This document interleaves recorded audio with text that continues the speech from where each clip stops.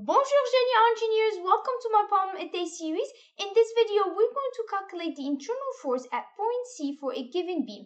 These type of problems are important if you're taking FE Civil, Mechanical, other disciplines, or if you're just taking mechanics class. Now, if you're for the first time and you just want to learn about engineering or just how to engineer a better life, don't forget to subscribe and make sure you hit the bell so you don't miss out on future videos. Now, let's get started. Oh yeah, everybody now. Okay guys, so we're given a fixed beam and we need to calculate the internal force at point C. Now keep in mind that the internal forces are important for the object to stay together when it is subjected to external loads. And usually external loads are reactions, forces, distributed loads. These are all considered external loads.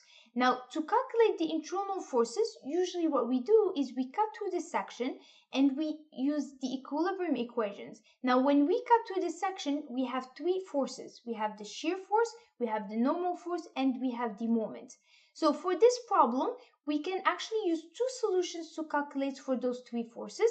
First, I'm going to show you the long way, and then the second solution, I will show you the fast way, so that way you can keep it in mind so that you can use it during your exam. So before we cut through C, we first need to calculate the reaction forces. So we have a fixed beam, we're going to have three reaction forces. So I have AY, AX, and the moment. So to calculate this, we're going to use the equilibrium equation. So I have the summation of the moment at A equals to 0. So let's assume this direction is going to be positive. If I get a positive sign, that means my direction is correct. If I get a negative sign, all I need to do is flip the sign. So I have MA, my moment is going this way, which is counterclockwise, and my distributed load is going down. So I'm going to have negative because it's going the opposite of my moment. So I have minus, and I need to actually convert the distributed load to force, and the way we do it is we do, so force is equal to the distributed load times the length.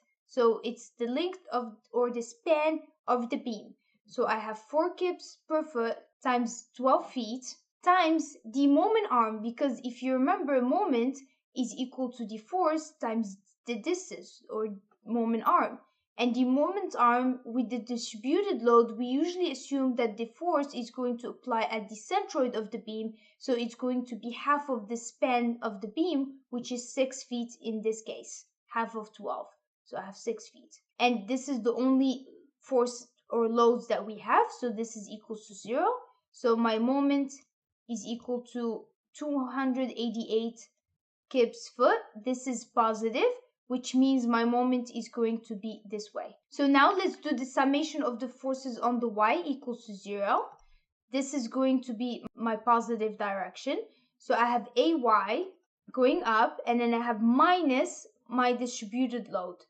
Note guys, let's just put this is force and this is distance so you guys remember. I can't use the distributed load, so again I have to use the force, which is 4 times 12, and this is equals to 0 because that's the only forces that we have on the y direction. So AY is equal to 48 kips, and this is positive, which means it's going up.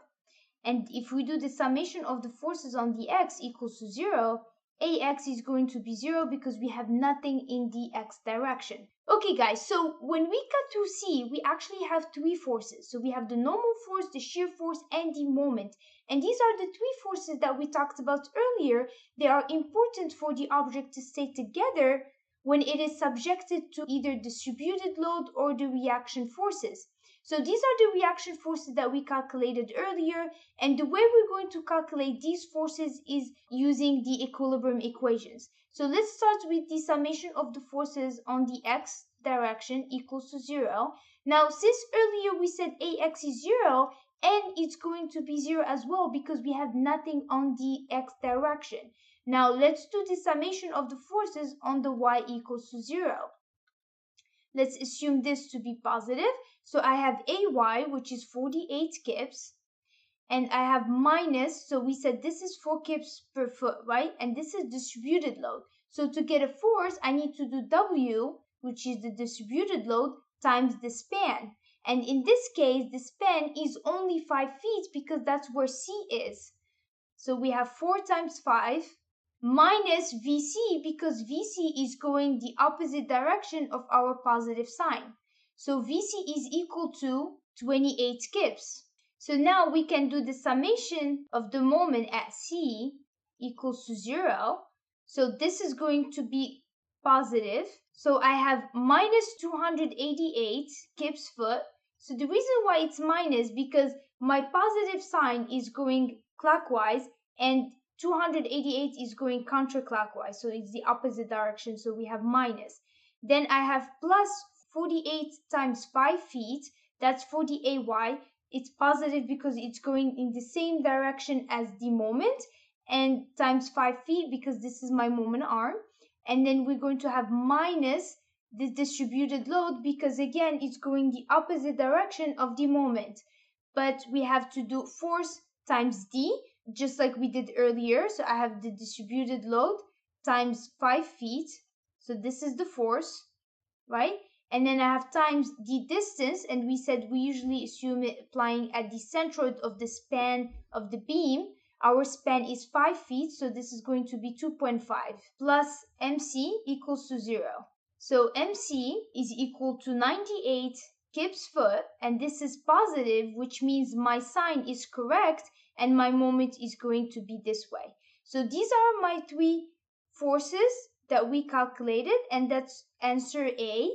Okay guys, so here I'm going to show you the second solution, which is faster. If you get something like this during the exam, I would recommend that you do this because you don't need to calculate for the reactions. So what I did here is, so the first part, we cut 2C and we calculated the forces this way. That's why we needed to know these reaction forces.